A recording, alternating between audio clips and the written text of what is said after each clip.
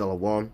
First and foremost, I want to give all praises and glory to Yahweh Bashim Yahshai Bashim Rakakadash. Salakia. I give double honors to the elders and the apostles of Great Millstone who were well, the teacher with sound doctrine, and peace and blessings to the elect.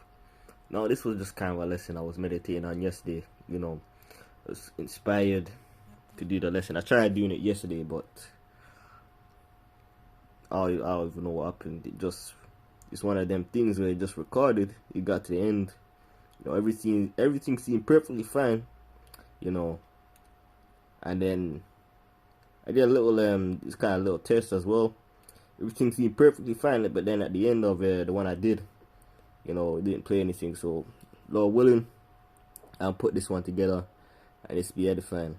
So anyway, this is one that kind of centered around discipline, because of course, as brothers and even sisters, believers in the truth, man, we're gonna face things that are gonna try and deter us from the path that we're on. Even in the scriptures, I believe it was Yahushua who said, Satan desires to sift you. So we understand this because look at what happened to Job, where he was where Satan went to the Most High and he was like, hey, the reason why this guy, basically worships or respects you is because you basically put a hedge of protection and you've given him all type of stuff, because Job was, what you call considerably wealthy. But no matter what Job went through, he may have lost his children, he may have got boils, every single thing he went through, he still kept his integrity and, maintained his love for the Lord, man. So when certain things happen in your life, like say a woman's come along and she's trying to get you to go with her, basically trying to give you an ultimatum by saying, oh, if you're doing this, I basically can't be with you, or if you love me, you wouldn't do this, or something to that effect. Because these females, they're very good at what you call psychological warfare. Of course, I'm not saying all of them are like that, but because you have ones that do try, but a lot of them be very, very crafty with that psychological warfare, and I try and use that to control.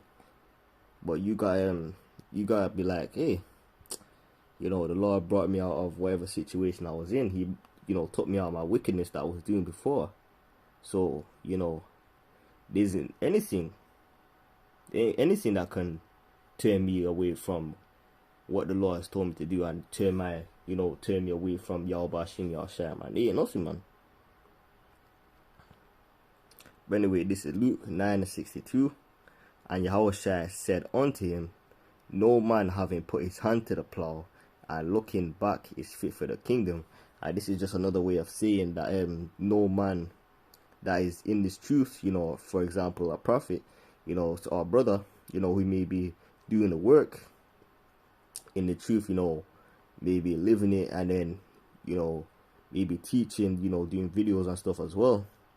And if he decides this, if he, like, for example, loses patience, like, there's nothing happening right now, and, looks back into the world and says, oh, let me just go back and, let me just go and enjoy a little 1-2 for X amount of time, because, there's nothing really happening right now, so there's no harm in doing this. Hey, you're not supposed to be doing any of that. For example, eating shrimp, committing adultery and all those type of things. We can go down a list. But, I just want to keep it short. But you want to go ahead and do that anyway. Because because you lost patience. Now, hey, how did you know that it's going to be as easy as, quote unquote, going back into the world and then coming back? Hey, you don't know, because the Lord was the one who guided you here. You didn't guide yourself here. And what does the scripture say? You go back into the world, 7 more demons shall gonna jump back onto you, basically. So it's gonna be more, you're gonna feel more of a strain. It's gonna be much harder, man. And of course, there is nothing impossible with the Lord, but for the most part, the Lord the Lord may say, hey, you're out, man. And it's basically this verse is basically saying as well that it would have been better for you to not even come to the truth than to come to the truth and fall out, because this is the most precious thing. It's like you've traded gold. I said this yesterday as well. It's like you've traded gold or diamonds for horsemen. See, Jake don't really value this thing, man, because here is you got Esau, very, very wicked. He does every wicked thing under the sun. He wants back the blessing, and Jake don't even acknowledge or respect it. And Jake don't even rock with it. But hey, time will come, man. And then let me jump to Sirach 2:1, because I had something there. I believe here is. It's Ecclesiasticus 2:1. My son, if thou come to serve the Lord, prepare thy soul for temptation. And this is another way of saying, you gotta be disciplined, because when you're gonna, when Yahweh Yahushua basically calls you into the truth, and he has you basically turn away from those or stop doing those wicked things that you once liked to do, they are going to become more, what's that word? You're basically going to want to do them more, because the fact that you used to like them and you can't do them anymore. Because, back when you used to do them and used to like them, it wasn't really like, it's like that you liked them, but you knew that you could do them whenever you wanted to. You realize that you can't do that anymore, so it becomes more desirable to do.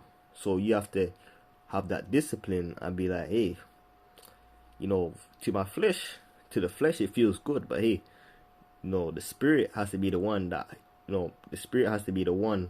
that leads, man. I can't just give the flesh what it wants, because the flesh is very, very wicked, man. Because obviously we in these chains of darkness. The spirit is willing and the flesh is weak. But let me see. Set thy heart aright and constantly endure, and make not haste in time of trouble. Because when you're in a predicament, when you're in a predicament and you make a rash decision, it's never the right decision, because your focus is very scattered. Let me just jump down to verse 5. For gold is tried in the fire For gold is tried in the fire of adversity, and acceptable men in the furnace. Salaki, the words just look funny. For gold is tried in the fire, and acceptable men in the furnace of adversity. So, you going through what you're going through is the Lord basically molding you, because everything that everything that you're going through, you basically learn stuff from it. Especially bad experiences, little bad stuff that you may have done, or one time you may have gone off, because obviously we stumble. When you stumble and you may